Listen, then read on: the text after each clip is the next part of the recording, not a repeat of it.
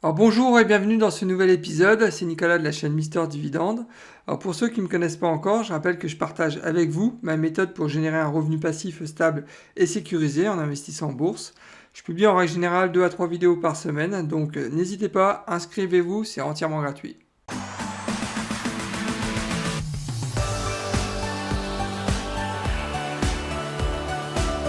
Comme d'habitude, je rappelle que je ne suis pas un conseiller financier. Prenez le temps nécessaire pour faire vos propres recherches avant d'investir en bourse. Alors aujourd'hui, je vous propose pour la première fois un battle entre Pepsi et Coca-Cola. J'imagine que vous connaissez déjà ces deux groupes, alors je vais être assez rapide dans la présentation de ces deux sociétés. À savoir que Coca-Cola est le numéro 1 mondial de la production et de la commercialisation de boissons sans alcool. Ils font 56% de leur chiffre d'affaires sur la vente de concentrés de boissons et de sirop et 44% de leur chiffre sur la mise en bouteille et vente de boissons. À savoir que ce Coca-Cola, donc c'est vraiment la worldwide compagnie par excellence, puisqu'ils font presque 66% de leur chiffre d'affaires à l'international. J'ai noté les marques les plus connues, donc il y a la marque Coca, donc Diet Coke, Fanta, Schweppes, Sprite, Innocent et Minute Maid. Au sujet de PepsiCo, il faut savoir qu'ils figurent parmi les principaux fabricants mondiaux de boissons sans alcool et de snacks. À savoir quand même qu'ils ont un portefeuille d'activités bien plus diversifié que Coca-Cola, puisque ils font 52% de leur chiffre d'affaires avec de la boisson, 42% de leur chiffre d'affaires avec du snack, donc c'est presque à part égale, et 6% avec tout ce qui est business de céréales, donc riz, blé, etc. Donc à savoir aussi qu'ils ont une répartition géographique du chiffre d'affaires bien plus concentrée sur les États-Unis, puisqu'ils font quand même 58% de leur chiffre d'affaires provient des États-Unis. Les marques les plus connues, j'en ai cité quelques-unes, donc il y a PepsiCo, donc la boisson, Tropicana, Lipton, le thé, Lay's, Doritos, donc c'est tout ce qui est chips, Cheetos, Gatorade, Mirinda et 7-Up. Alors, je profite de cette vidéo pour remercier Sylvain qui m'a demandé il y a quelques semaines une analyse comparative entre Coca-Cola et Pepsi. Il faut savoir que je suis déjà actionnaire de ces deux sociétés. Donc ce que je vous propose en fin de vidéo, c'est de partager avec vous les positions que j'ai sur ces deux sociétés. Le symbole de Coca-Cola, c'est KO et celui de Pepsi, c'est PEP. Alors, à savoir que le dividende actuel de Coca-Cola est à 3%, alors que celui de Pepsi est à 2,76%. Je considère qu'actuellement, le dividende de Coca-Cola est sécurisé, alors que celui de PepsiCo est très sécurisé. Et ça, de toute façon, on va y revenir pendant toute la vidéo. Vous allez comprendre pourquoi je considère que le dividende de PepsiCo est plus sécurisé que celui de Coca-Cola. Le payout actuel de Coca-Cola est à 74%, celui de Pepsi est à 68%. Le cours de Coca-Cola est à 56, alors que celui de Pepsi est à 155. Au niveau de la capitalisation, il n'y a pas une grosse différence, puisque la capitalisation boursière de Coca-Cola est à 242 milliards, alors que celui de Pepsi est à 215 milliards. Au niveau de la volatilité, c'est à peu près similaire, donc 0,66 pour Coca-Cola, 0,65 pour PepsiCo. Commençons à analyser le titre de Coca-Cola, donc à savoir que le rendement actuel du dividende est inférieur de 9% par rapport à sa moyenne sur 5 ans. Je rappelle que le rendement actuel du dividende est à 3%, alors que son rendement sur 5 ans est à 3,29%.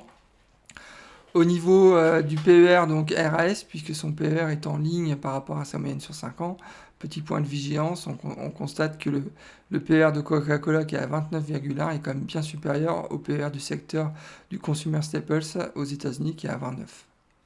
Alors concernant PepsiCo, donc le rendement actuel du dividende est inférieur de 5% par rapport à sa moyenne sur 5 ans. Je rappelle que le rendement actuel du dividende est à 2,76%, alors que son rendement sur 5 ans est à 2,9%, donc là l'écart est vraiment minime. Par contre, au niveau du PER, il faut noter que son PER est supérieur par rapport à sa moyenne sur 5 ans, puisque le PER de Pepsi est à 24,3, alors que son PER sur 5 ans est à 22,1. Donc à savoir, même remarque, le PER de Pepsi est quand même bien supérieur au PER du secteur du Consumer Staples aux États-Unis, puisque donc là, c'est le même écart que celui de PepsiCo. Donc voilà, c'est tout ce que je pouvais dire. D'une manière générale, on peut quand même considérer que aussi bien le titre Coca-Cola et PepsiCo sont plutôt bien évalués par le marché. Donc si demain je devais investir sur un de ces deux titres, je considère que je ne ferai pas une bonne affaire, mais je ne ferai pas aussi une mauvaise affaire au niveau de la valorisation de ces deux sociétés. Alors au niveau du retour sur investissement, commençons par Coca-Cola. Donc à savoir que sur les 12 derniers mois de l'année, Coca-Cola a pris 20%, alors que le S&P 500 a pris 32%. Par contre, la grande surprise, elle est sur 10 ans. Coca-Cola a pris que 119%, alors que le S&P 500 a pris 365%. Là, le gap, il est énorme. Donc c'est vrai que c'est une grosse déception pour moi. Je pensais que Coca-Cola allait mieux performer sur les 10 ans. Donc bon, ouais, plutôt déçu. Au niveau des splits, il y a eu donc jusqu'à présent 1, 2, 3, 4, 5, 6 splits. Le dernier en date, c'était donc en 2012 avec un ratio de 2 points. Passons au retour sur investissement de PepsiCo, à savoir que sur les 12 derniers mois de l'année, PepsiCo a pris 16%, alors que le S&P 500 a pris 32%. Par contre, ce qui est intéressant, c'est sur 10 ans, PepsiCo a pris 228%, alors que le S&P 500 a pris 365%. C'est vrai que le gap, il est toujours important entre le S&P 500 et PepsiCo, mais si on compare avec Coca-Cola, c'est vrai que là, la performance de PepsiCo est bien meilleure. À savoir que jusqu'à présent, il y a eu 4 splits de titres. Le dernier en date, ça commence à dater, hein, c'était en 96 avec un ratio de 2 pour 1. Et il y a déjà eu un spin-off avec la société Hume. Sur ma chaîne Mister Dividende, je vous montre comment j'ai réussi à gagner 300$ par mois de revenus passifs grâce à mon portefeuille d'actions à dividendes croissants. Alors n'attendez pas, abonnez-vous, c'est entièrement gratuit et bien évidemment si le contenu de la vidéo vous plaît, vous pouvez aussi liker la vidéo. Alors faisons un bilan rapide au sujet du retour sur investissement des deux sociétés. On ne va pas parler du rendement sur 12 mois, je pense que c'est pas assez significatif. Mais le rendement sur 10 ans, bon, il n'y a pas photo, hein. PepsiCo a eu un bien meilleur rendement que Coca-Cola, hein, puisque PepsiCo a eu un rendement sur 10 ans de 228%, alors que Coca-Cola a eu un rendement de 119%. Il y a presque un écart de 110 points, donc c'est vraiment énorme. Alors au sujet du dividende de Coca-Cola, donc à savoir que ça fait 58 ans qu'il verse un dividende sans aucune réduction, ça fait 58 ans qu'il verse un dividende croissant, donc c'est un Kings parmi les Kings, hein, Coca-Cola, donc c'est vraiment une machine à dividendes. Sur les 20 dernières années, ils ont réussi quand même à augmenter leur dividende de 8% en moyenne par an, donc c'est très soutenu. Par contre, en février 2021, donc là, sur la dernière augmentation du dividende, je pense qu'ils ont fait le service minimum, pardon, ils ont augmenté leur dividende que de 2,4%. Donc au niveau de la distribution, bon, c'est une distribution assez classique, trimestrielle, à savoir aussi que le dividende annuel est de 1,68$ par titre. Et si vous souhaitez bénéficier de la prochaine distribution du dividende, c'est pas trop tard. Il faut par contre être actionnaire avant le 14 septembre. Donc à savoir aussi au niveau des crises, donc bien évidemment, que quelles que soient les crises, pétrolière, financière, un Covid ou autre chose, il verse toujours un dividende et il l'augmente toujours chaque année. Donc je vous rappelle, ça fait 58 ans qu'il verse un dividende croissant, c'est exceptionnel. Alors au niveau du dividende de PepsiCo, c'est à peu près la même configuration que celui de Coca-Cola, puisque ça fait 48 ans qu'ils versent un dividende sans aucune réduction, ça fait 48 ans qu'ils versent un dividende croissant, donc ils sont à 2 ans de faire partie du club très fermé des Kings. Donc à savoir aussi que sur les 20 dernières années, ils ont augmenté leur dividende de 10% par an, donc c'est plutôt soutenu. Et sur la dernière année, leur augmentation du dividende, c'était au mois de mai. Donc, ils ont augmenté leur dividende de 5,1%. Donc à savoir que la distribution du dividende, c'est une distribution trimestrielle en mois 1, janvier, mars, juin et septembre. À savoir aussi que le coupon annuel actuellement est à 4,30$ le titre. Et si vous souhaitez bénéficier de la prochaine distribution du dividende, c'est pas trop tard, mais par contre il faut être actionnaire avant le 2 septembre. Et au niveau des crises aussi, là c'est passé la même chose, hein. Donc crise financière, crise pétrolière, tout ce que vous voulez, ils augmentent leurs dividendes. Donc 2007-2009, ils ont augmenté leurs dividendes. Pendant la crise du Covid, ils ont aussi augmenté leurs dividendes. Donc tout va bien pour PepsiCo et Coca-Cola au niveau du dividende. Puisque nous sommes dans une analyse comparative, je pense qu'il est aussi important de comparer la typologie des dividendes de ces deux sociétés. Et je pense que c'est clair qu'au niveau du nombre d'années de dividendes sans réduction, dividendes croissants, quand on est à ce niveau de chiffre entre 58 ans et 48 ans, pour moi, il n'y a pas de différence, c'est à peu près le même pattern. Par contre, ce qui est intéressant, c'est la croissance moyenne sur 20 ans. On constate que Coca-Cola a une croissance moyenne de 8%, alors que celui de PepsiCo est quand même plus soutenu, puisque c'est une croissance moyenne de 10%. Et ça va avoir un impact assez important sur sur la projection du revenu passif. Identique, hein, sur la croissance moyenne sur 5 ans, elle est quand même elle est du double, hein, pour PepsiCo, puisqu'on a 8%, alors que Coca-Cola est à 4%. Donc léger avantage quand même à PepsiCo au niveau du dividende. Alors au niveau des indicateurs financiers, commençons par Coca-Cola. Donc on s'aperçoit que le payout depuis 2016 en fait est en zone rouge, hein. Donc je vous rappelle qu'ils ont un payout quand même de plus de 70% depuis 2016. C'est quand même assez inquiétant à mon sens, c'est la raison pour laquelle j'ai mis un point de vigilance. Second point de vigilance, c'est le chiffre d'affaires, hein, qui ne cesse de baisser depuis 10 ans, malgré donc un petit sursaut cette année, mais je pense que la tendance elle est quand même négative. Le bénéfice par action, j'ai mis vert, j'aurais pu mettre orangé, j'ai été plutôt sympa. J'ai mis vert puisque là on est quand même sur une tendance positive, on va dire, depuis 2-3 ans. Mais bon, j'ai été très sympa avec Coca-Cola.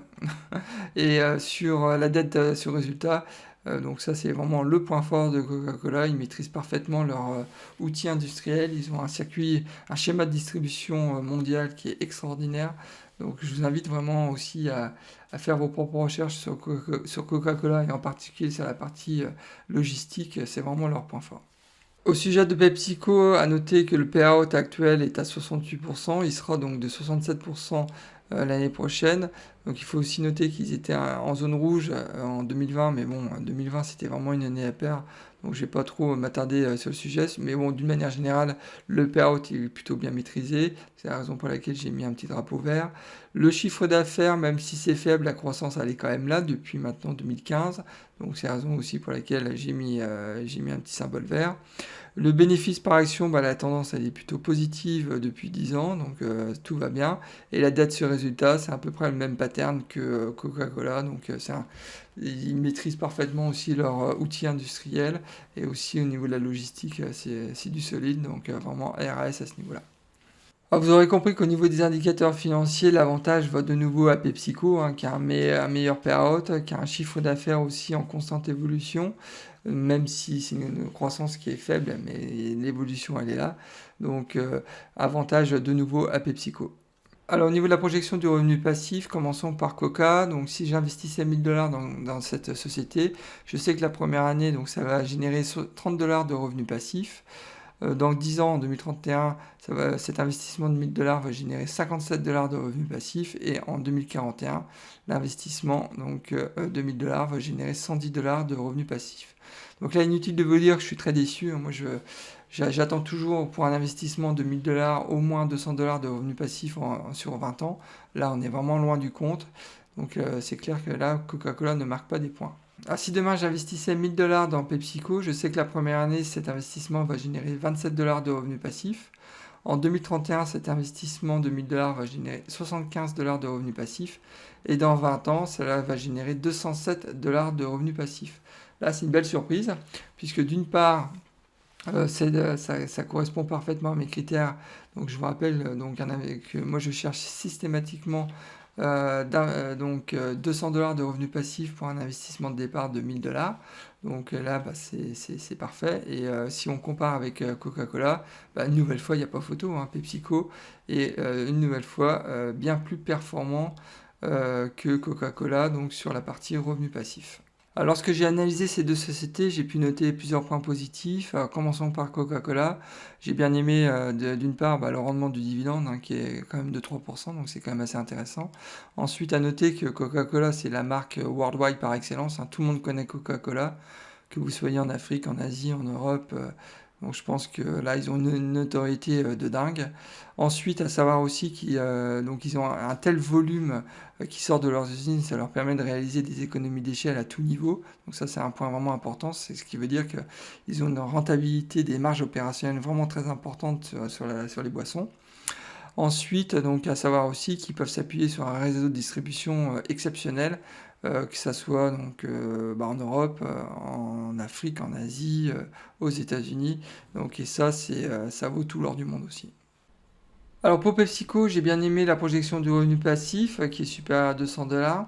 Ensuite, la sécurité du dividende, je vous rappelle qu'ils ont un payout de 68%, donc en tant qu'investisseur qui cherche le rendement sur le long terme, moi ça me rassure, puisque je considère que le dividende est dans ce cas-là très sécurisé. Ensuite, donc, ils ont quand même des solides indicateurs financiers, on l'a vu. Et un point très important, c'est leur portefeuille d'activité. Ils sont à la fois donc, dans la boisson, dans les snacks et dans les céréales, contrairement à Coca-Cola qui sont uniquement dans la boisson. Donc ça, à mon avis, c'est un avantage vraiment concurrentiel important. Ensuite, donc, je vous rappelle qu'ils sont aussi leaders mondial dans le snack salé. Et enfin, ils ont aussi réussi à optimiser donc, leur flux logistique et ils ont aussi un marchandisage, je crois, ou merchandising, je ne sais plus, très efficace hein, en raison donc, de leur flux consolidé. Ils arrivent en fait à consolider donc, dans les magasins à la fois donc, les boissons et les snacks, ce qui fait qu'ils ont des coûts de distribution très faibles et ça a forcément aussi un impact très positif sur les marges opérationnelles. J'ai aussi noté plusieurs points de vigilance. Concernant Coca-Cola, c'est bien évidemment son payout que je trouve beaucoup trop élevé. Actuellement, donc, ils ont un payout de 74%. C'est clair que l'urgence est maintenant de trouver des solutions pour baisser ce payout. Ensuite, la projection du revenu passif sur 20 ans est beaucoup trop faible. Je vous rappelle qu'on est sur une projection à 111 dollars de mémoire. Donc, bon, là, je suis vraiment très déçu. Le chiffre d'affaires aussi qui en recule depuis 10 ans. Donc là, il va falloir vraiment qu'ils trouvent des solutions pour de nouveau faire de la croissance. Et enfin, et ça c'est un point à mon avis qui est peut-être le plus important, je pense qu'ils sont beaucoup trop exposés au soda, pardon, et ils sont pas assez diversifiés. Donc il va falloir qu'ils se diversifient davantage, comme peut le faire par exemple PepsiCo avec des snacks ou avec des céréales par exemple. Alors pour Pepsi, il faut savoir qu'ils sont quand même loin derrière en termes de part de marché par rapport à Coca-Cola dans la plupart des boissons. Ensuite, ils ont aussi des marges moins importantes que Coca dans le secteur des boissons. C'est vrai que Coca, donc, ils ont un tel volume qui peuvent faire des économies d'échelle vraiment très importantes sur la partie production et distribution.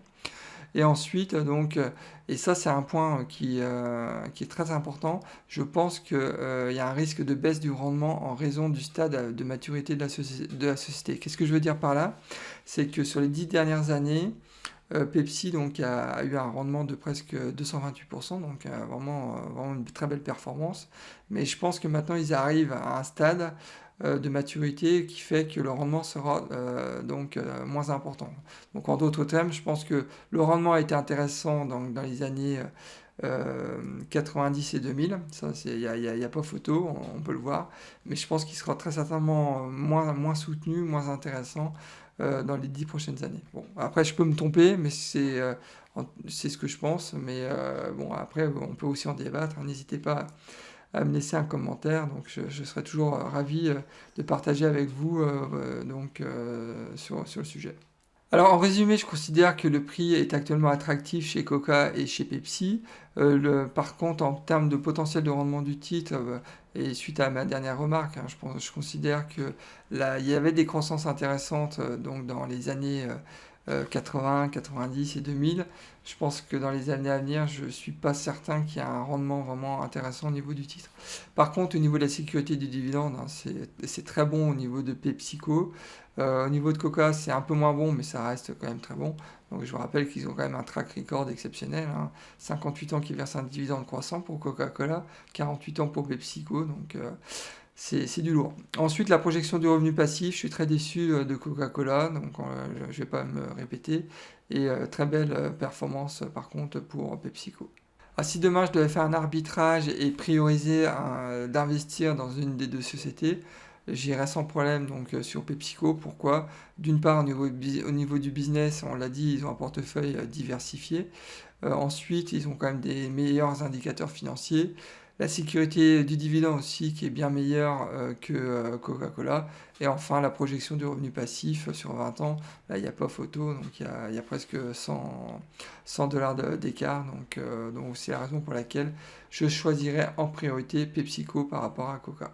Alors, comme prévu et en toute transparence, je partage avec vous les positions que j'ai sur PepsiCo et Coca-Cola. Donc à savoir que sur PepsiCo, j'ai actuellement 13 titres pour une valeur marché de 2040 $. Donc j'ai déjà reçu 65 $ de revenus passifs. J'ai actuellement donc une rentabilité avec les dividendes intégrés de 23%. Sur Coca, j'ai 34 titres, donc pour une valeur marché de 1039 $. Vous voyez que bon, en fait, moi, j'ai pas fait d'arbitrage, hein, j'ai acheté les deux. Donc voilà. Ensuite, au niveau du dividende, j'ai déjà reçu de la part de Coca-Cola 39 $ de dividendes et j'ai actuellement une rentabilité avec les dividendes intégrés de 16%. Eh bien, écoutez, on arrive à la fin de cette vidéo. J'espère que le contenu vous a plu. Si c'est le cas, je vous invite à liker ma vidéo. C'est vraiment important pour soutenir ma chaîne et aussi m'encourager à continuer à faire ce type de vidéos. Et si vous n'êtes pas encore inscrit à ma chaîne YouTube, je vous invite aussi à vous inscrire. Je vous rappelle que je suis aussi présent sur la plupart des plateformes de podcast, que ce soit Apple, Spotify ou Google Podcast. Donc voilà, écoutez, je vous souhaite plein de bonnes choses, je vous dis à la prochaine vidéo et surtout bon trade, au revoir.